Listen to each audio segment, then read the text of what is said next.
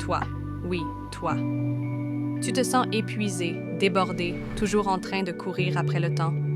Tu sens que quelque chose t'échappe, ta vie file à toute vitesse, et toi, tu cours derrière. Tu n'es pas paresseuse, ni incapable, tu es simplement désalignée, décentrée. Mais la bonne nouvelle, c'est que ça peut changer, et vite. Aujourd'hui, je vais te partager 3 habitudes simples et puissantes. Pas juste cool ou motivantes, puissantes, parce qu'elles ont le pouvoir de remettre ta vie sur les rails. Ces habitudes peuvent sauver ta santé mentale. Elles ne demandent ni 2 heures de yoga, ni de partir à Bali. Alors, si tu veux reprendre le contrôle, retrouver ta clarté, ton énergie, ton élan, tu es au bon endroit. Accroche-toi. C'est maintenant que ça commence. Habitude New Year 1. Le temps sacré.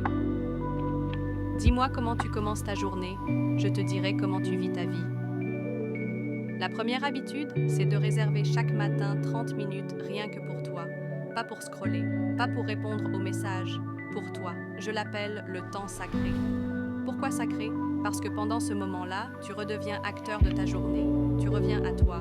Tu décides de ton cap. Tu te reconnectes à ton pourquoi. Voici comment ça fonctionne. Tu te lèves, tu t'installes au calme. Tu prends 5 minutes pour respirer profondément. Juste ça.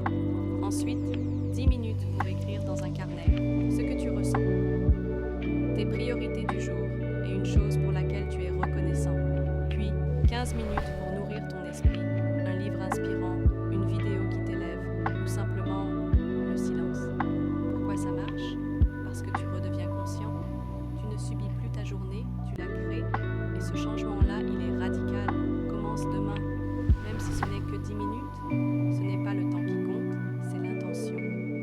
Habitude numéro 2. La règle du une chose. La clarté précède la puissance. On vit dans un monde qui nous pousse à faire 1000 choses à la fois.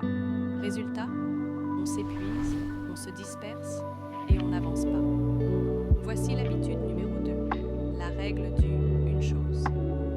Chaque matin, demande-toi, quelle est la chose que je peux faire aujourd'hui qui aura le plus d'impact sur ma vie? Pas 15, pas 5.